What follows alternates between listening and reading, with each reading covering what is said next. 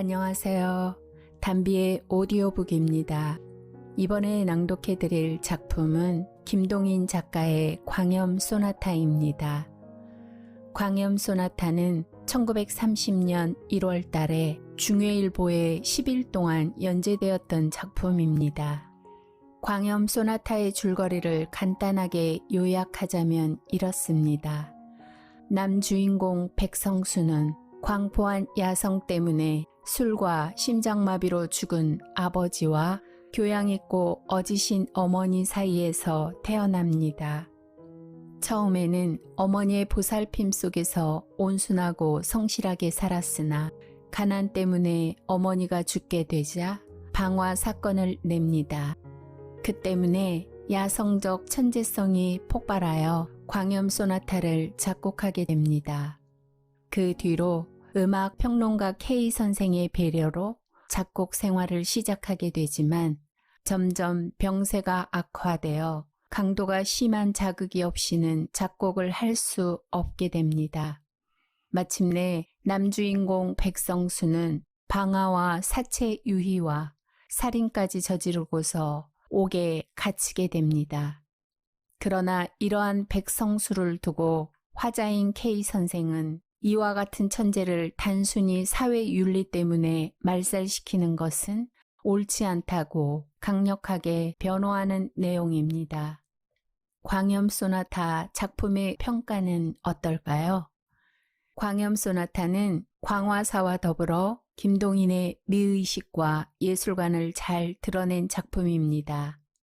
그러나 이 소설은 사회에서 거의 용납되기 힘든 극단적인 미의식을 주장하는 작품으로서 인간과 사회는 예술을 위해 짓밟혀도 좋다는 K 선생의 주장에서 볼 수 있듯이 추하거나 부도덕한 것에서까지 미학적인 것을 찾으려고 하였던 김동인의 문학관을 엿볼 수 있습니다.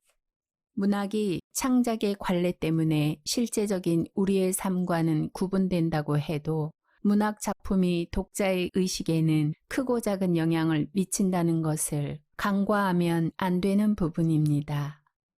이러한 점에서 볼 때 탄미주의는 도덕성의 결핍과 왜곡을 남기며 독자들의 의식에 부정적 영향을 줄 수 있다는 비난을 받을 수 있습니다. 광염 소나타는 서간체를 사용하고 있으며 액자 소설의 구성을 보이고 있어서 새로운 소설 형식을 개척했다고 그 공적을 평가받는 작품입니다. 그러나 또 극단적인 상황을 설정하고 구체적인 시간과 공간적 배경 없이 사회의식을 개인의식 속에 매몰시켰다는 점에서 부정적인 평가도 받고 있습니다. 그 범죄 때문에 백성수가 감옥살이를 하고 있는 동안 작중의 내레이터인 음악 비평가 K씨는 사회교화자 모씨에게 하찮은 범죄 때문에 천재적인 예술가를 희생시켜서는 안 된다고 역설합니다. 어떤 사람에게는 엄청난 범죄가 되는데 K씨는 하찮은 범죄라고 표현하면서 오히려 광기 어린 예술가를 옹호합니다. 예술의 완성미를 위해서는 평범한 인간들이 희생되어도 무방하다는 K씨의 주장은 인간의 가치보다 예술의 가치를 더욱더 강조하는 말로서 잘못된 것이라고 생각합니다. 작중의 사건은 주인공 백성수가 아버지 친구인 K씨에게 보낸 편지를 통해서 소개되고 있고 그 편지를 놓고 K씨와 사회교화자인 모씨의 대화로 전개되고 있습니다. 담비의 오디오북에서 김동인의 소설 뱃다라기와 감자를 낭독해드렸는데요. 김동인 작가는 평안남도 평양에서 출생했고 호는 금동입니다. 김동인은 소설가이면서 친일 반민족 행위자였습니다. 1919년 2월 일본 도쿄에서 한국 최초의 순문예동인지 창조를 자비로 간행합니다. 그리고 그 창간 후에 첫 단편소설 약한 자의 슬픔을 발표하면서 문단에 등단합니다. 1938년 2월에 매일신보에 산문, 국기를 쓰며 일본과 조선의 내선 일체와 황민화를 선전하고 선동하면서부터 일제에 협력하는 글쓰기를 시작합니다. 1944년에 조선인 합병의 입영이 시작되자 같은 해 열흘에 걸쳐서 반도 민중의 황민화를 연재했습니다. 김동인은 이광수의 계몽주의 신경향파, 카프, 즉 조선 프롤레타리아 예술가 동맹의 사회주의에 맞서 예술을 위한 예술로서의 순수 문학을 지향했습니다. 이 밖에도 김동인은 잡지, 조강과 신시대 등의 친일 소설 및 산문을 여러 편 남긴 작가입니다. 1955년 사상계가 동인문학상을 제정해서 1956년부터 동인문학상 시상을 시작했으며 1987년부터 지금까지는 조선일보사가 주관하고 있습니다. 김동인은 한국적 리얼리즘, 자연주의 문학의 확립, 단편소설의 기반 구축, 문장의 혁신 등 우리 문학사에 큰 발자취를 남긴 작가로 평가받고 있습니다. 그리고 1949년 7월에 김동인 작가는 중풍으로 쓰러져서 1951년 일사후퇴 때 가족들이 피난 간 사이에 하왕심리 자택에서 숙환으로 사망했습니다. 김동인의 대표작으로는 뱃다라기, 감자, 광염소나타, 발가락이 닮았다, 붉은 산, 광화사가 있고 장편으로는 젊은 그들, 운영궁의 봄 등이 있습니다. 그럼 광염소나타 작품 속으로 함께 들어가 보겠습니다. 독자는 이제 내가 쓰려는 이야기를 유럽의 어떤 곳에 생긴 일이라고 생각하여도 좋다. 혹은 40년, 50년 뒤에 조선을 무대로 생겨날 이야기라고 생각하여도 좋다. 다만 이 지구상의 어떠한 곳에 이러한 일이 있었는지도 모르겠다. 아니, 있는지도 모르겠다. 혹은 있을지도 모르겠다. 가능성뿐은 있다. 이만치 알아두면 그만이다. 그런지라 내가 여기 쓰려는 이야기의 주인공 되는 백성수를 혹은 알베르트라 생각하여도 좋을 것이요. 짐이라 생각하여도 좋을 것이요. 혹은 호모나 기무라무로 생각하여도 괜찮다.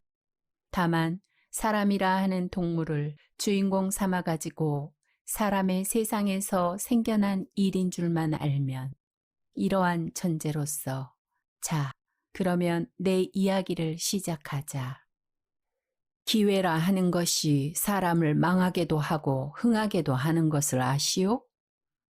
네, 새삼스러이 연구할 문제도 아닐걸요?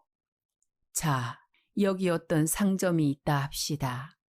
그런데 마침 주인도 없고 사환도 없고 온통 비었을 적에 우연히 그 앞을 지나가던 신사가 그 신사는 재산도 있고 명망도 있는 점잖은 사람인데 그 신사가 빈 상점을 들여다보고 혹은 이렇게 생각할 수도 있지 않아요? 통 비어 있으니까 도적놈이라도 넉넉히 들어갈 게다. 들어가서 훔치면 아무도 모를 테다. 집을 왜 이렇게 비워둔담? 이런 생각 끝에 혹은 뭐랄까, 돌발적인 변태 심리로서 조그만 물건 하나를 집어서 주머니에 넣는 경우가 있을지도 모르지 않겠습니까? 글쎄요. 있습니다, 있어요. 어떤 여름날 저녁이었었다. 도회를 떠난 교회 어떤 강변에 두 노인이 앉아서 이런 이야기를 하고 있었다. 그 기회론을 주장하는 사람은 유명한 음악 비평가 K씨였었다. 듣는 사람은 사회 교화자의 모씨였었다. 있을까요? 있어요. 좌우간 있다 가정하고 그러한 경우에는 그 책임은 어디 있습니까? 동양 속담 말에 외밭에서는 신끈도 다시 매지 말랬으니 그 신사가 책임을 질까요? 그래 버리면 그뿐이지만 그 신사는 점잖은 사람으로서 그런 절대적 기묘한 찬스만 아니더라면 그런 마음은커녕 염도 내지도 않을 사람이라 생각하면 어찌 됩니까? 음, 말하자면 죄는 기회에 있는데 기회라는 무용물은 벌을 할 수가 없으니까 그 신사를 가해자로 인정할 수밖에는 지금은 없지요. 그렇습니다. 또 한 가지, 사람의 천재라 하는 것도 경우에 따라서는 어떤 기회가 없으면 영구히 안 나타나고 마는 일이 있는데 그 기회란 것이 어떤 사람에게서 그 사람의 천재와 범죄 본능을 한꺼번에 끌어내었다면 우리는 그 기회를 저주하여야겠습니까? 축복하여야겠습니까? 글쎄요. 선생은 백성수라는 사람을 아시오? 백성수? 아, 기억이 없는데요. 작곡가로서 네, 생각납니다. 유명한 광염 소나타의 작자 말씀이지요? 네, 그 사람이 지금 어디 있는지 아십니까? 모릅니다. 발광했단 말이 있었는데? 네, 지금 XX 정신병원에 감금돼 있는데 그 사람의 일대기를 이야기할 테니 들으시고 사회 교화자로서의 의견을 말씀해 주십시오. 내가 이제 이야기하려는 백성수의 아버지도 또한 천분만은 음악가였습니다. 나와는 동창생이었는데 학생 시대부터 벌써 그의 천분은 넉넉히 볼 수가 있었습니다. 그는 작곡과를 전공하였는데 때때로 스스로 작곡을 하여서는 밤중에 혼자서 피아노를 두드리고 하여서 우리들로 하여금 뜻하지 않고 일어나게 하고 하였습니다. 그리고 우리는 그 밤중에 울리어오는 야성적 선율에 몸을 소스라치고 하였습니다. 내가 이제 이야기하려는 백성수의 아버지도 또한 천분만은 음악가였습니다. 나와는 동창생이었는데 학생 시대부터 벌써 그의 천분은 넉넉히 볼 수가 있었습니다. 그는 작곡과를 전공하였는데 때때로 스스로 작곡을 하여서는 밤중에 혼자서 피아노를 두드리고 하여서 우리들로 하여금 뜻하지 않고 일어나게 하고 하였습니다. 그리고 우리는 그 밤중에 울리어오는 야성적 선율에 몸을 소스라치곤 하였습니다. 그는 야인이었습니다. 광포스런 야성은 때때로 비유에 틀리면 선생을 두들기기가 예사이며 우리 학교 근처의 술집이며 모든 상점 주인들은 그에게 몇 개나 안 얻어맞은 사람이 없었습니다. 그러한 야성은 그의 음악 속에 풍부히 잠겨 있어서 오히려 그 야성적 힘이 그의 예술을 더 빛나게 하는 것이었습니다. 그러나 그가 학교를 졸업하고 난 뒤에는 그 야성은 다른 곳으로 발전되고 말았습니다. 무서운 술이었습니다. 아침부터 저녁까지, 저녁부터 아침까지 술잔이 그의 입에서 떠나지를 않았습니다. 그리고 술을 먹고는 여편네들에게 행패를 하고 경찰서에 구류를 당하고 나와서는 또 같은 일을 되풀이하고 작품이다 무엇이외까? 술을 먹은 뒤에 취흥에 겨워 때때로 피아노에 앉아서 즉흥으로 탄주를 하고 하였는데 지금 생각하면 그 귀기가 사람을 엄습하는 힘과 야성? 말하자면 베토벤 이래로 근대 음악가에서 발견할 수 없던 그런 보물이라 하여도 좋을 것이 많았지만 우리들은 각각 제 길 닦기에 바쁜 사람이라 주정꾼의 즉흥악을 일일이 베껴둔다든가 그런 일은 꿈에도 생각하지 않았습니다. 우리들은 그의 장래를 생각하여 때때로 술을 삼가기를 권고하였지만 그런 야인에게 친구의 권고가 무슨 소용이 있겠습니까? 술은 음악이다 하고는 하하하 웃어버리고 다시 술집으로 달아나곤 합니다. 그렇기를 한 7, 8년이 지난 뒤에 그는 아주 폐인이 되고 말았습니다. 술이 안 들어가면 그의 손은 떨렸습니다. 눈에는 눈곱이 꼈습니다. 그리고 술이 들어가면 그는 그 광포성을 발휘하였습니다. 누구를 물론 하고 붙잡고는 입에 술을 부어 넣어 주었습니다. 그러다가는 장소를 불문하고 아무데나 누워서 잡니다. 사실 아까운 천재였습니다. 우리들 사이에는 때때로 그의 천분을 걱정하고 아깝게 여기는 한숨도 있었지만 세상에서는 그 장래가 무서운 한 천재가 있었다는 사실을 몰랐었습니다. 그러는 동안에 그는 어떤 양가의 처녀를 어떻게 관계를 맺어서 애까지 베게 했습니다. 그러나 그 애의 출생을 보지 못하고 아깝게도 심장마비로 죽어버리고 말았습니다. 그 유복자로 세상에 나온 것이 백성수였습니다. 그러나 우리는 백성수가 세상에 출생되었다는 풍문만 들었지 그의 아버지가 죽은 뒤부터는 그 애의 소식이며 그의 어머니의 소식은 일절 모르고 살았습니다.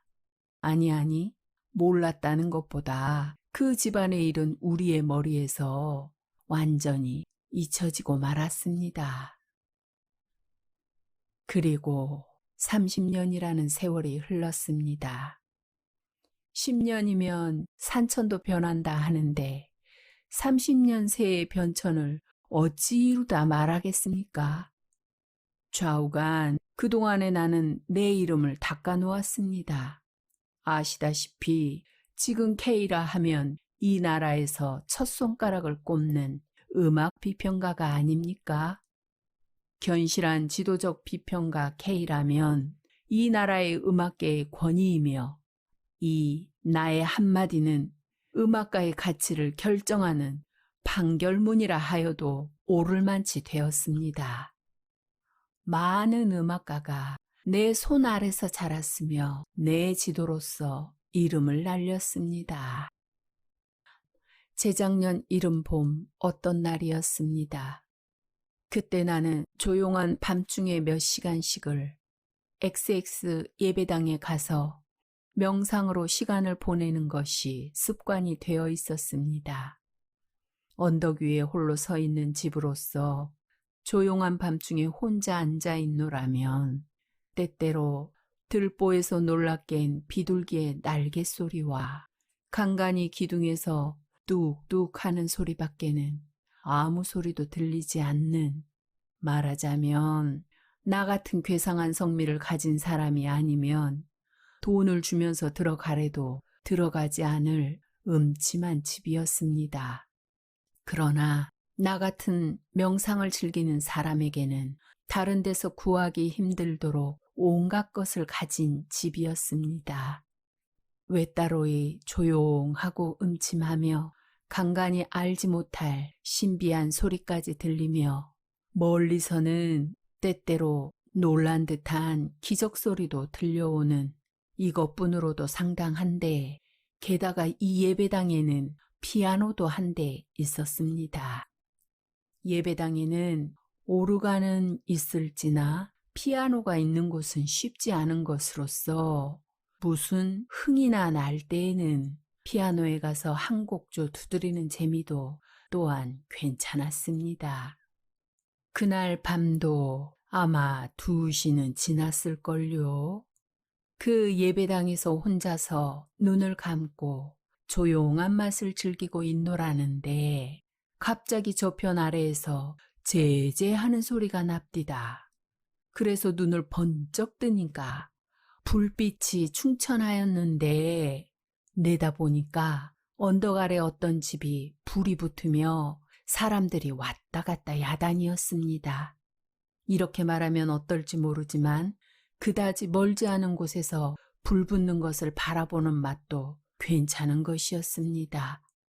일어서는 불길이며 퍼져나가는 연기, 불씨에 날아다니는 양, 그 가운데에 거뭇거뭇 보이는 기둥, 집의 송장, 제재거리는 사람의 무리, 이런 것은 어떻게 생각하면 과연 읊조리는 시도 되고 음악도 될 것이었습니다.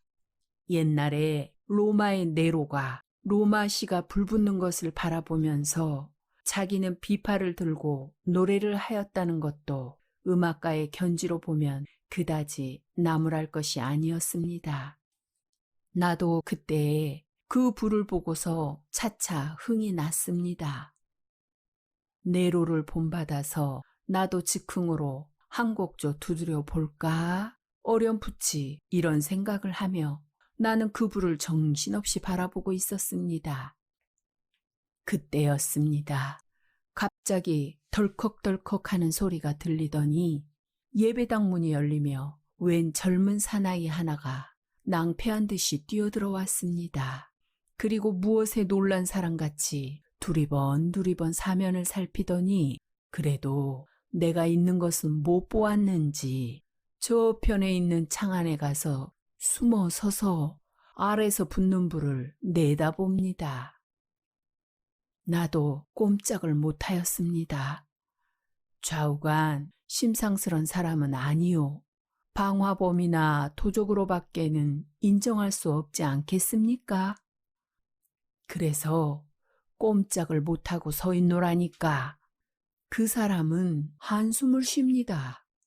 그리고 맥없이 두 팔을 늘리고 도로 나가려고 발을 때려다가 자기 곁에 피아노가 놓인 것을 보더니 교의를 끌어다 놓고 피아노 앞에 주저앉고 말겠지요?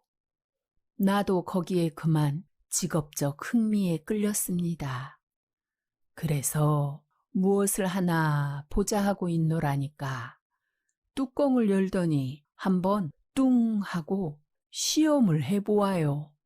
그리고 조금 있더니 다시 뚱뚱 하고 시험을 해보겠지요? 이때부터 그의 숨소리가 차차 높아가기 시작했습니다. 씩씩거리며 몹시 흥분된 사람같이 몸을 떨다가 벼락같이 양손을 키 위에 갖다가 덮었습니다. 그 다음 순간으로 C 샤프 단음계의 알레그로가 시작되었습니다. 처음에는 다만 흥미로써 그의 모양을 엿보고 있던 나는 그 알레그로가 울려 나오는 순간 내 마음은 끝까지 긴장되고 흥분되었습니다. 그것은 순전한 야성적 음향이었습니다. 음악이라 하기에는 너무 힘있고 무기교였습니다.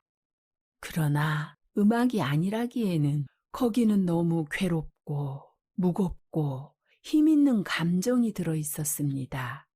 그것은 마치 야반의 종소리와도 같이 사람의 마음을 무겁고 음침하게 하는 음향인 동시에 맹수의 부르짖음과 같이 사람으로 하여금 소름 돋치게 하는 무서운 감정의 발현이었습니다.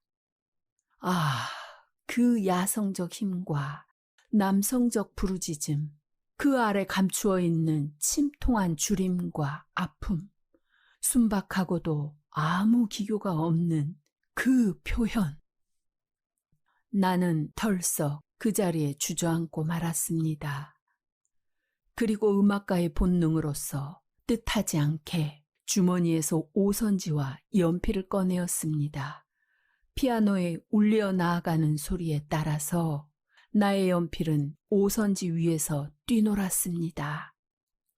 급속도로 시작된 빈곤, 거기 연하여 주림, 꺼져가는 불꽃과 같은 목숨, 그러한 것을 지나서 한참 연속되는 완서조의 압축된 감정, 갑자기 튀어져 나오는 광포, 거기 연한 쾌미, 홍소. 이리하여 주와조로서 탄주는 끝이 났습니다. 더구나 그 속에 나타나 있는 압축된 감정이며 주림 또는 맹렬한 불길 등이 사람의 마음에 주는 그 처참함이며 광포성은 나로 하여금 아직 문명이라 하는 것의 은택에 목욕하여 보지 못한 야인을 연상케 하였습니다. 탄주가 다 끝이 난 뒤에도 나는 정신을 못 차리고 망연히 앉아 있었습니다. 물론 조금이라도 음악에 소양이 있는 사람일 것 같으면 이제 그 소나타를 음악에 대하여 정통으로 아무러한 수양도 받지 못한 사람이 다만 자기의 천재적 즉흥뿐으로 탄주한 것임을 알 것입니다. 해결이 없이 감칠도 화연이며 증육도 화연을 범벅으로 섞어 놓았으며 금칙인 병행 58도까지 집어넣은 것으로서 더구나 스케르초는 온전히 뽑아먹은 대담하다면 대담하고 무식하다면 무식하다 할 수도 있는 자유분방한 소나타였습니다. 이때 문득 내 머리에 떠오르는 것은 30년 전에 심장마비로 죽은 백 XX였습니다. 그의 음악으로서 만약 정통적 훈련만 뽑고 거기다가 야성을 더 집어넣으면 지금 내 눈앞에 있는 그 음악가의 것과 같은 것이 될 것이었습니다. 귀기가 사람을 엄습하는 듯한 그 힘과 방분스러운 표현과 야성, 그것은 근대 음악가에게 구하기 힘든 보물이었습니다. 그 소나타에 취하여 한참 정신이 어리둥절히 앉았던 나는 고즈넉이 일어서서 그 피아노 앞에 가서 그의 어깨에 가만히 손을 얹었습니다. 한 곡조를 타고 나서 아주 고난 듯이 정신이 없이 가만히 앉아있던 그는 펄떡 놀라며 일어서서 내 얼굴을 보았습니다. 자네 몇 살 났나? 나는 그에게 이렇게 첫말을 물었습니다. 가슴이 답답한 나로서는 이런 말밖에는 갑자기 다른 말이 생각이 안 났습니다. 그는 높은 창에서 들어오는 달빛을 받고 있는 내 얼굴을 한순간 쳐다보고 머리를 돌이키고 말았습니다. 배고프나? 나는 두 번째 그에게 물었습니다. 그는 시끄러운 듯이 벌떡 일어섰습니다. 그리고 달빛이 비친 내 얼굴을 정면으로 바라보다가 K 선생님 아니세요? 하면서 나를 붙들었습니다. 그래서 그렇노라고 하니까 사진으로 늘 봤습니다마는 하면서 다시 맥없이 나를 놓으며 머리를 돌렸습니다. 그 순간 그가 머리를 돌이키는 순간 달빛의 얼핏 나는 그의 얼굴을 처음으로 보았습니다. 그리고 나는 거기서 뜻밖의 30년 전에 죽은 벗 100XX의 모습을 발견하였습니다. 자네 이름이 무엇인가? 백성수. 백성수? 그 100XX의 아들이 아닌가? 30년 전에 자네가 나오기 전에 세상을 떠난. 그는 머리를 번쩍 들었습니다. 네, 선생님, 어떻게 아세요? 100XX의 아들인가? 똑같이도 생겼다. 내가 자네의 아버지와 동창이네 그려. 역시 그에 비해 그 아들이다. 그는 한숨을 길게 쉬며 머리를 수그려 버렸습니다. 나는 그날 밤 그 백성수를 데리고 집으로 돌아왔습니다. 그리고 비록 작곡상 온갖 법칙에는 어그러진다 하나 그만치 힘과 정열과 야성으로 찬 소나타를 거저 버리기가 아까워서 다시 한번 피아노에 올라앉기를 명하였습니다. 아까 예배당에서 내가 베낀 것은 알레그로가 거의 끝난 곳부터였으므로 그 전것을 베끼기 위해서였습니다. 그는 피아노를 향하여 앉아서 머리를 기울였습니다. 몇 번 손으로 키를 두드려 보다가는 다시 머리를 기울이고 생각하고 하였습니다. 그러나 5번, 6번을 다시 하여 보았으나 아무 효과도 없었습니다. 피아노에서 울려나오는 음향은 규칙 없고 되지 않는 한낱 소음에 지나지 못하였습니다. 야성, 힘, 귀기 그런 것은 없었습니다. 그저 감정의 재뿐이었습니다. 선생님, 잘 안 됩니다. 그는 부끄러운 듯이 연하여 고개를 기울이며 이렇게 말하였습니다. 2시간도 못 되어서 벌써 잊어버린담. 나는 그를 밀어놓고 내가 대신하여 피아노 앞에 앉아서 아까 베낀 그 음보를 펴놓았습니다. 그리고 내가 베낀 곳부터 다시 시작하였습니다. 화염, 빈곤, 주림, 야성적 힘, 기괴한, 감금당한 감정. 음보를 보면서 타던 나는 스스로 흥분이 되었습니다. 미상불, 그때는 내 눈은 미친 사람같이 번뜩였으며 얼굴은 흥분으로 새빨갛게 되었을 것이었습니다. 그때 그가 갑자기 달려들더니 나를 떠밀쳐 버렸습니다. 그리고 자기가 대신하여 앉았습니다. 의자에서 떨어진 나는 너무 흥분되어 다시 일어날 힘도 없이 그 자리에 앉은 대로 그의 양을 쳐다보았습니다. 그는 나를 밀쳐버린 다음에 그 음보를 들고서 읽기 시작하였습니다. 그의 얼굴, 그의 숨소리가 차차 높아지면서 눈은 미친 사람과 같이 빛을 내기 시작하였습니다. 그러더니 그 음보를 획 내어던지며 문득 벼락같이 그의 2 손은 피아노 위에 덧입혔습니다. C 샤프 단음계의 광포스런 소나타는 다시 시작되었습니다. 폭풍우같이 또는 무서운 물결같이 사람으로 하여금 숨막히게 하는 그 힘, 그것은 베토벤 이래로 근대 음악가에서 보지 못하던 광포스런 야성이었습니다. 무섭고도 참담스러운 주림, 빈곤, 압축된 감정, 거기서 튀어져 나온 맹염, 공포, 홍소. 나는 너무 숨이 답답하여 뜻하지 않게 2 손을 회회 내저었습니다. 그날 밤이 새도록 그는 흥분이 되어서 자기의 과거를 일일이 다 이야기하였습니다. 그 이야기에 의지하면 대략 그의 경력이 이러하였습니다. 그의 어머니는 그를 뵌 뒤에 곧 자기의 친정에서 쫓겨나왔습니다. 그때부터 그의 가난함은 시작되었습니다. 그러나 교양이 있고 어진 그의 어머니는 품팔이를 할지언정 백성 수는 곱게 길렀습니다.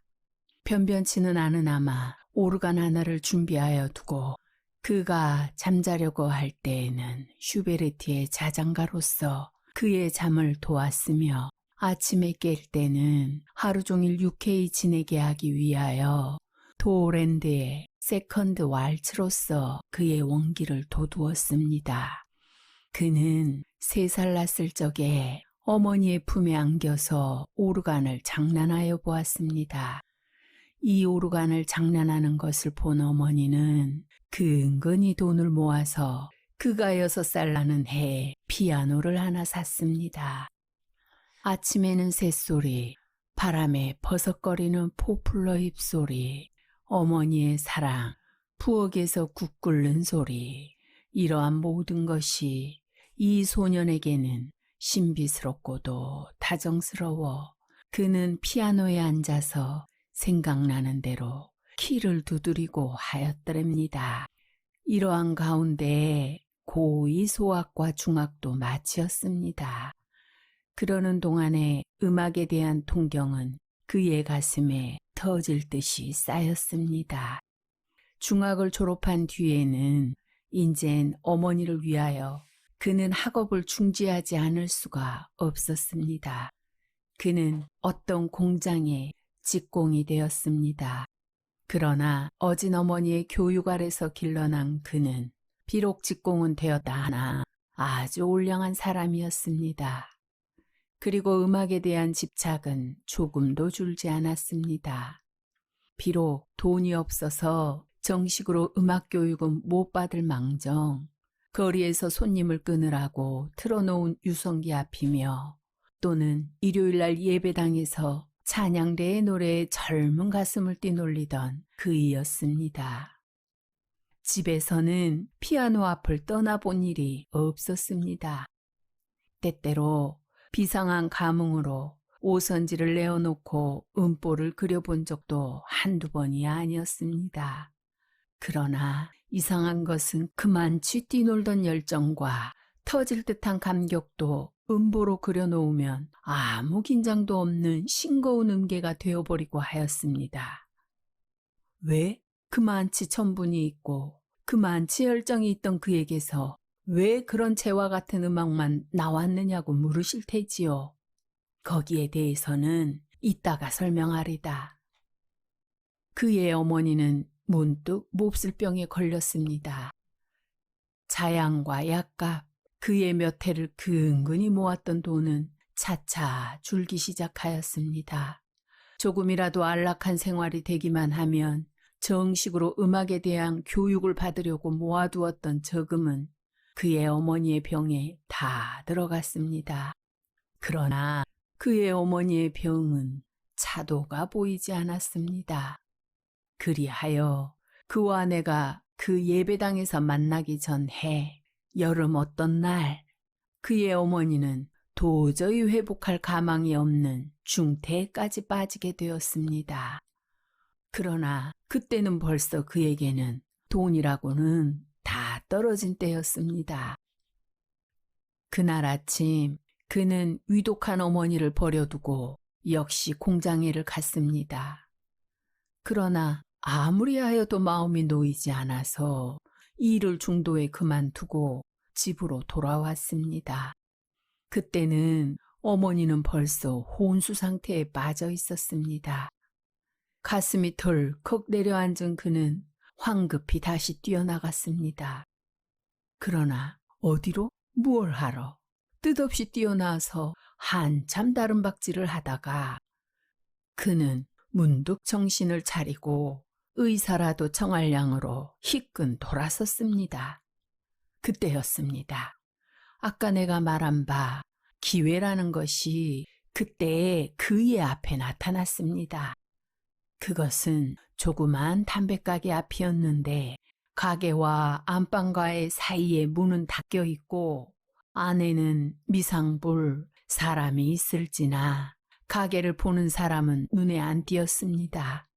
그리고 그 담배 상자 위에는 50전짜리 은전 한 입과 동전 몇 잎이 놓여 있었습니다. 그는 자기로도 무엇을 하는지 몰랐습니다. 의사를 청하여 오려면 다만 몇십 전이라도 돈이 있어야겠단 어려움풋한 생각만 가지고 있던 그는 한번 사면을 살핀 뒤에 벼락같이 그 돈을 쥐고 달아났습니다. 그러나 그는 이 시간도 뛰지 못하여 따라오는 그 집 사람에게 붙들렸습니다. 그는 몇 번을 사정하였습니다. 마지막에는 자기의 어머니가 명제 경각이니 1시간만 놓아주면 의사를 어머니에게 보내고 다시 오마고까지 하여 보았습니다. 그러나 그런 말은 모두 헛소리로 돌아가고 그는 마침내 경찰서로 가게 되었습니다. 경찰서에서 재판소로, 재판소에서 감옥으로 이러한 6달 동안에 그는 이를 갈면서 분해하였습니다. 자기 어머니의 운명이 어찌 되었나. 그는 손과 발을 동동 구르면서 안타까워했습니다. 만약 세상을 떠났다 하면 떠나는 순간에 얼마나 자기를 찾았겠습니까?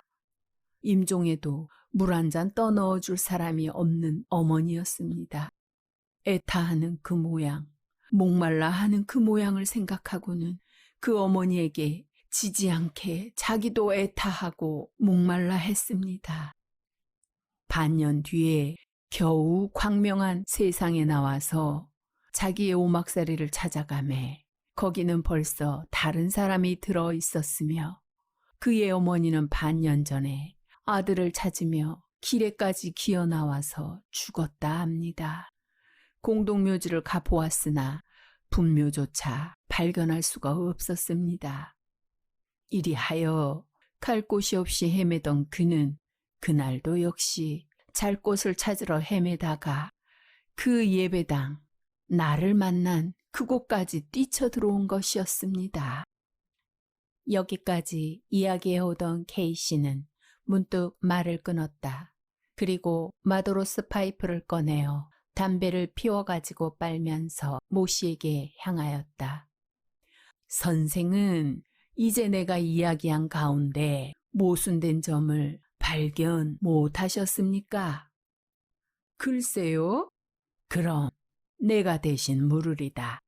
백성수는 그만치 천분이 많은 음악가였었는데 왜 그 광염 소나타를 짓기 전에는 그만치 흥분되고 긴장되었다가도 일단 음보로 만들어 놓으면 아주 힘없는 것이 되어버리고 했겠습니까? 그거야 미상불 그때의 흥분이 광염 소나타를 지을 때의 흥분만 못한 연고였겠지요?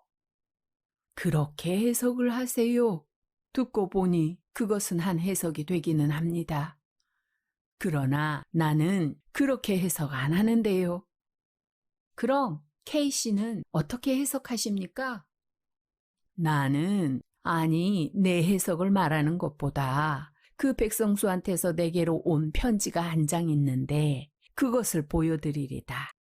선생은 오늘 바쁘시지 않으세요? 일은 없습니다. 그러면 우리 집까지 잠깐 같이 가보실까요? 가지요. 두 노인은 일어섰다. 도회와 교회의 경계에 달린 K씨의 집에까지 두 노인이 이른 때는 오후 8시가 된 때였다. 두 노인은 K씨의 서재에 마주 앉았다. 이것이 2, 3일 전에 백성수한테서 내게로 온 편지인데 읽어보세요. K씨는 서랍에서 기다란 편지 뭉치를 꺼내어 모씨에게 주었다. 모씨는 받아서 폈다. 가만. 여기서부터 보세요. 그 전에는 쓸데없는 인사이니까. 중략. 그리하여 그날도 또한 이제 밤을 지낼 집을 구하느라고 돌아다니던 저는 우연히 그 집, 제가 전에 돈 50여 전을 훔친 집 앞에까지 이르렀습니다. 깊은 밤 사면은 고요한데 그 집 앞에서 잘 곳을 구하느라고 헤매던 저는 문득 마음속에 무서운 복수의 생각이 일어났습니다. 이 집만 아니었다면, 이 집 주인이 조금만 인정이라는 것을 알았더라면 저는 그 불쌍한 제 어머니로서 길에까지 기어나와서 세상을 떠나게 하지는 않았겠습니다. 분묘가 어디인지조차 알지 못하여 꽃 한 번 갔다가 꽂아보지 못한 이러한 불효도 이 집 때문이외다. 이러한 생각에 참지를 못하여 그 집 앞에 가려있는 볏집에다가 불을 놓았습니다. 그리고 거기 서서 불이 집으로 옮아가는 것을 다 본 뒤에 갑자기 무서운 생각이 나서 달아났습니다. 좀 달아나다 봄에 아래서는 벌써 사람이 꿰어들기 시작한 모양인데 이때 저의 머리에 타오르는 생각은 통쾌하다는 생각과 달아나려는 생각뿐이었습니다. 그리하여 저는 몸을 숨기기 위하여 앞에 보이는 예배당 안으로 뛰어들어갔습니다. 거기서 불이 다 꺼지도록 구경을 한 뒤에 나오려다가 피아노를 보고 이 보세요. K씨는 편지를 보는 모씨를 찾았다. 비상한 열정과 감격은 있어도 그것이 그대로 표현 안 된 것이 그것 때문이었습니다. 즉, 성수의 어머니는 몹시 어진 사람으로서 어렸을 때부터 성수의 교육을 몹시 힘을 들여서 착한 사람이 되도록 이렇게 길렀습니다. 그려. 그 어진 교육 때문에 그가 하늘에서 타고난 광포성과 야성이 표면상에 나타나지를 못하였습니다. 그 타오르는 야성적 열정과 힘이 음보로 그려놓으면 아주 힘없는, 말하자면 김 빠진 술과 같이 되고 하는 것이 모두 그 때문이었습니다. 그려. 점잖고 어진 교훈이 그의 천분을 못 발휘하게 한 셈이지요. 그것이 그 사람 송수가 감옥 생활을 할 동안에 한 번 씻기기는 하였으나, 그러나 사람의 교양이라 하는 것은 온전히 씻지는 못하는 것이외다. 그러다가 그 원수의 집 앞에서 갑자기, 말하자면 돌발적으로 야성과 광포성이 나타나서 불을 놓고 예배당 안에 숨어서서 그 야성적 광포적 쾌미를 한껏 즐긴 다음에 그에게서 폭발하여 나온 것이 그 광염 소나타였구려. 일어서는 불길, 사람의 비명, 온갖 것을 무시하고 퍼져나가는 불의 세력. 이런 것은 사실 야성적 쾌미 가운데 으뜸이 되는 것이니까요. 아셨습니까? 그러면 그 다음에 그 편지에 여기부터 또 보세요. 중략. 저는 그날의 일이 아직 눈앞에 어리는 듯하외다. 선생님이 저를 세상에 소개하시기 위하여 늙으신 몸이 몸소 피아노에 앉으셔서 초대한 여러 음악가들 앞에서 제 광염 소나타를 탄주하시던 그 광경은 지금 생각하여도 제 눈에서 눈물이 나오려 합니다. 그때 그 손님 가운데 부인 손님 두 분이 기절을 한 것은 결코 광염 소나타의 힘뿐이 아니고 선생의 그 탄주의 힘이 많이 섞인 것을 뉘라서 부인하겠습니까? 그 뒤에 여러 사람 앞에 저를 내어 세우고, 이 사람이 광염 소나타의 작자이며 30년 전에 우리를 버려두고 혼자 간 일대의 귀재 100XX의 아들이외다 하고 소개를 하여 주신 그때의 그 감격은 제 일생에 어찌 있사오리까. 그 뒤에 선생님께서 저를 위하여 꾸며주신 방도 또한 제 마음에 가장 맞는 방이었습니다. 널따란 북향 방에 동남쪽 귀에 든든한 참나무 침대가 하나, 서북쪽 귀에 아무 장식 없는 참나무 책상과 의자, 피아노가 하나씩, 그 밖에는 방 안에 장식이라고는 서남쪽 벽에 커다란 거울이 하나 있을 뿐, 덩더럽게 넓은 방은 사실 밤에 전등 아래 앉아있노라면 저절로 소름이 끼치도록 무시무시한 방이었습니다. 게다가 방 안은 모두 검은 칠을 하고 창밖에는 늙은 회나무의 고목이 한 그루 서 있는 것도 과연 귓기가 돌았습니다. 이러한 가운데서 선생님은 저로 하여금 방분스러운 음악을 낳도록 애써주셨습니다. 저도 그런 환경 아래서 좋은 음악을 낳아보려고 얼마나 애를 썼겠습니까? 어떤 날 선생님께서 작곡에 대한 계통적 훈련을 원할 때 선생님은 이렇게 대답하셨습니다. 자네에게는 그러한 교육이 필요가 없어. 마음대로 나오는 대로 하게. 자네 같은 사람에게 계통적 훈련이 들어가면 자네의 음악은 기계화해버리고 말어. 마음대로 온갖 규칙과 규범을 무시하고 가슴에서 터져 나오는 대로 그렇게 해보게. 저는 이 말씀의 뜻을 똑똑히는 몰랐습니다. 그러나 대략한 의미뿐은 통하였습니다. 그리하여 저는 마음대로 한껏 자유스러운 음악의 경지를 개척하려 하였습니다. 그러나 그동안에 제가 산출한 음악은 모두 이상이도 저의 이전, 제 어머니가 아직 살아계실 때의 것과 마찬가지로 아무런 힘도 없는 음향의 유위에 지나지 못하였습니다. 저는 얼마나 초조하였겠습니까? 때때로 선생님께서 최근 비스시 하시는 말씀은 저로 하여금 더욱 초조하게 하였습니다.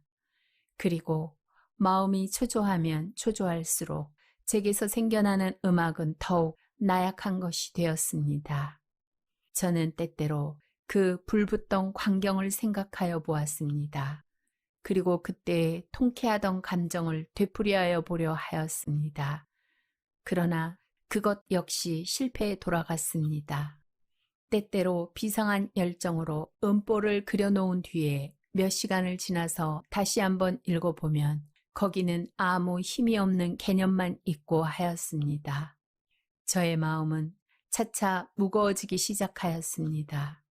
그리고 큰 기대를 가지고 계신 선생님께도 미안하기가 짝이 없었습니다. 음악은 공예품과 달라서 마음대로 만들고 싶을 때 되는 것이 아니니 마음 놓고 천천히 감흥이 생긴 때에 하시게. 이러한 선생님의 위로의 말씀이 듣기가 제 살을 깎아먹는 듯 하였습니다. 그러나 제 마음상은 이제는 제게서 다시 힘있는 음악이 나올 기회가 없는 것 같지만 생각되었습니다. 이러는 동안에 무의에 몇 달이 지났습니다. 어떤 날 밤중 가슴이 너무 무겁고 가슴속에 무엇이 가득 찬 것 같이 거북하여서 저는 산보를 나섰습니다. 무거운 머리와 무거운 가슴과 무거운 다리를 지양 없이 옮기면서 돌아다니다가 저는 어떤 곳에서 커다란 볏짚 낯가리를 발견하였습니다. 이때의 저의 심리를 어떻게 형용하였으면 좋을지 저는 모르겠습니다. 저는 무슨 무서운 적을 만난 것 같이 긴장되고 흥분되었습니다. 저는 사면을 한번 살펴보고 그 낯가리에 달려가서 불을 그어서 놓았습니다. 그리고 갑자기 무서움증이 생겨서 돌아서서 달아나다가 멀찌감이까지 달아나서 돌아보니까 불길은 벌써 하늘을 찌를 듯이 일어났습니다. 왁왁 깍깍 사람들이 부르짖는 소리도 들렸습니다. 저는 다시 그곳까지 가서 그 무서운 불길에 날아올라가는 볏짚이며 그 낯가리에 연달아 있는 집을 헐어내는 광경을 구경하다가 문득 흥분되어서 집으로 돌아왔습니다. 그날 밤에 만들어진 곡이 성난 파도이었습니다. 그 뒤에 이 도회에서 일어난 알지 못할 몇 가지의 불은 모두 제가 질러놓은 것이었습니다. 그리고 불이 있던 날 밤마다 저는 한 가지의 음악을 얻었습니다. 며칠을 연하여 가슴이 몹시 무겁다가 그것이 마침내 식체와 같이 거북하고 답답하게 되는 때는 저는 뜻없이 거리를 나갑니다. 그리고 그러한 날은 한 가지의 방화 사건이 생겨나며 그날 밤에는 한 곡의 음악이 생겨났습니다. 그러나 그것도 번수가 차차 많아갈 동안 저의 그 불에 대한 흥분은 반비례로 줄어졌습니다. 온갖 것을 용서하지 않는 불꽃의 잔혹함도 그다지 제 마음을 긴장시키지 못하였습니다. 차차 힘이 적어져가네. 선생님께서 제 음악을 보시고 이렇게 말씀하신 것이 그러한 때였습니다. 그러나 저는 개서 더할 도리가 없었습니다. 하는 수 없이 저는 한동안 음악을 온전히 잊어버린 듯이 내버려 두었습니다. 모 씨가 성수의 마지막 편지를 여기까지 읽었을 때 K 씨가 찾았다. 재작년 봄에서 가을에 걸쳐서 원인 모를 불이 많지 않았습니까? 그것이 죄다 성수의 장난이었습니다. 그려. K 씨는 그것을 온전히 모르셨습니까? 나요? 몰랐지요. 그런데 그 어떤 날 밤이구려. 성수는 기대에 반해서 우리 집으로 온 지 여러 달이 됐지만 한 번도 힘 있는 것을 지어본 일이 없겠지요. 그래서 저 사람에게 무슨 흥분될 재료를 줄 수가 없나 하고 혼자 생각하며 있더랬는데 그때에 저쪽 편에서 K씨는 손을 들어 남쪽으로 난 창을 가리켰다. 저편 꽤 멀리서 불 붙는 것이 눈에 띄입디다 그려. 그래서 저것을 성수에게 보이면 그때의 감정이라 하면 그 담배장수네 집에 불이 일어난 것도 성수의 장난인 줄은 꿈에도 생각 안 했을 때이구려. 그때 그 감정을 부활시킬지도 모르겠다 이렇게 생각하고 성수의 방으로 올라가려는데 문득 성수의 방에서 피아노 소리가 울려 나옵니다 그려. 나는 올라가려던 발을 부지중 멈추고 말았지요. 역시 C샤프 단음계로서 제1곡은 뽑아먹고 아다지오에서 시작되는데 고요하고 잔잔한 바다, 수평선 위로 넘어가려는 저녁해 이러한 온화한 것이 차차 스케르초로 들어가서는 소낙비, 풍랑, 번개질, 무서운 바람소리, 우레질, 전복되는 배, 고온에서 물에 떨어지는 갈매기, 한번 뒤집어지면서 해일에 쓸려나가는 동네 사람의 부르짖음, 흥분에서 흥분, 광포에서 광포, 야성에서 야성, 온갖 공포와 포악한 광경이 눈앞에 어릿거리는데 이 늙은 내가 그만 흥분에 못 견디어 뜻하지 않게 그만두어 달라고 고함친 것으로도 짐작하시겠지요? 그리고 올라가서 보니까 그는 탄주를 끝내고 피곤한 듯이 피아노에 기대고 앉아있고 이제 탄주한 것은 벌써 성남 파도라는 제목 아래 음보로 되어 있습디다. 그러면 성수는 불을 2번 놓고 2음악을 얻었다는 말씀이지요? 그렇지요. 그리고 그 뒤부터는 한 10여일 건너서는 하나씩 지었는데 그것이 지금 보면 한 가지의 방화 사건이 생길 때마다 생겨난 것이었습니다. 그러나 그의 편지만 왔다나 얼마 지나서부터는 차차 그 힘과 야성이 적어지기 시작했지요. 그래서 가만 계십시오. 그 사람이 그 다음에도 피해 선율이나 그 밖에 유명한 곡조를 여러 개 만들지 않았습니까? 글쎄 말이외다. 거기 대한 설명은 그 편지를 또 보십시오. 여기서부터 또 보시면 알리다. 중략 XX 다리 아래로서 나오려는데 무엇이 발길에 채이는 것이 있었습니다. 성냥을 그어가지고 보니깐 그것은 웬 늙은이의 송장이었습니다. 저는 그것이 무서워서 달아나려다가 돌아서려던 발을 다시 돌이켰습니다. 그리고 선생님은 이제 제가 쓰는 일을 이해하여 주실는지요? 그것은 너무도 기괴한 일이라 저로서도 믿어지지 않는 일이었습니다. 저는 그 송장을 타고 앉았습니다. 그리고 그 송장의 옷을 모두 찢어서 사면으로 내어 던진 뒤에 그 벌거벗은 송장을 제 힘이라 생각되지 않는 무서운 힘으로써 높이 쳐들어서 저편으로 내어 던졌습니다. 그런 뒤에는 마치 고양이가 알을 가지고 놀듯 다시 뛰어가서 그 송장을 들어서 도로 이편으로 던졌습니다. 이렇게 몇 번을 하여 머리가 깨지고 배가 터지고 그 송장은 보기에도 참혹스러이 되었습니다. 그리하여 그 송장을 다시 만질 곳이 없이 된 뒤에 저는 그만 고나여 그 자리에 앉아서 쉬려다가 갑자기 마음이 긴장되고 흥분되어서 집으로 달려왔습니다.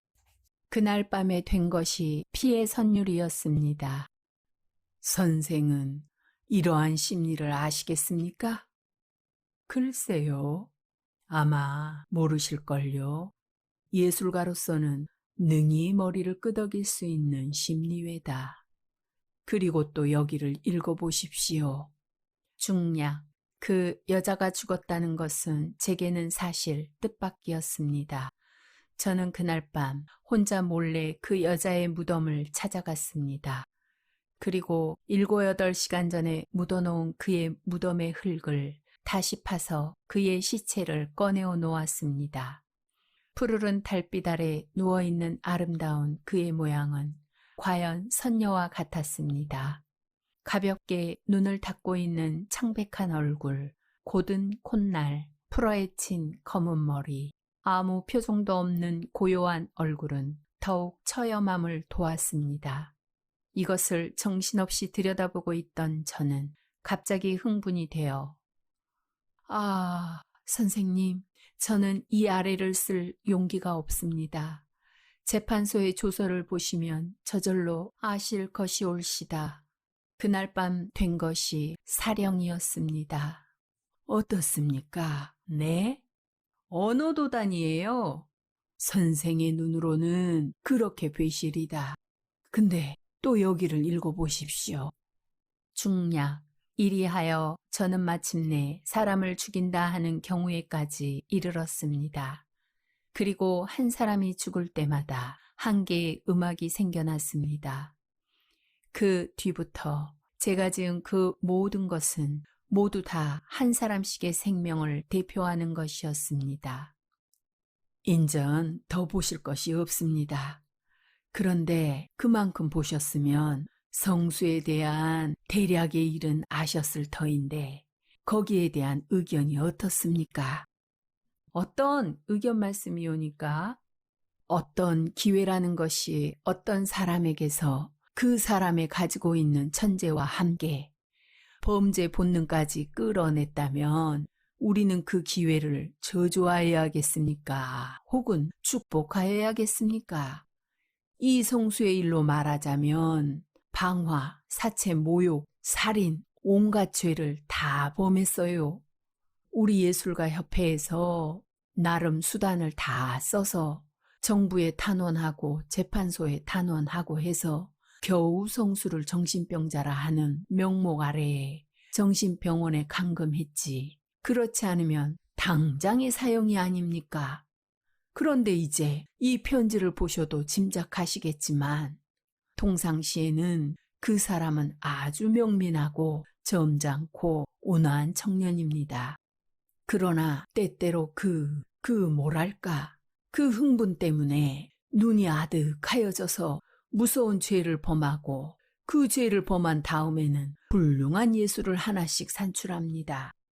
이런 경우에 우리는 그 죄를 밉게 보아야 합니까? 혹은 그 범죄 때문에 생겨난 예술을 보아서 죄를 용서하여야 합니까?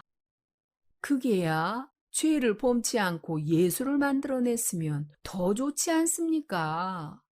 물론이지요. 그러나 이 성수 같은 사람도 있는 것이니까 이런 경우엔 어떻게 해결하렵니까? 죄를 벌해야지요. 죄악이 성하는 것을 그냥 볼 수는 없습니다. K씨는 머리를 끄덕였다. 그렇겠습니다.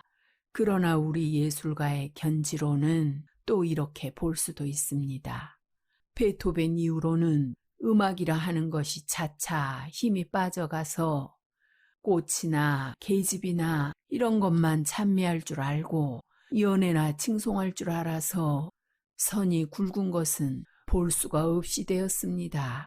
게다가 엄정한 작곡법이 있어서 그것은 마치 수학의 방정식과 같이 작곡에 대한 온갖 자유스러운 경지를 제한해 놓았으니까 이후에 생겨나는 음악은 새로운 길을 개척하기 전에는 한 기술이 될 것이지 예술이 될 수는 없습니다. 예술가에게는 이것이 쓸쓸해요. 힘 있는 예술, 선이 굵은 예술, 야성으로 충일된 예술. 우리는 이것을 기다린 지 오래됐습니다. 그럴 때 백성수가 나타났습니다.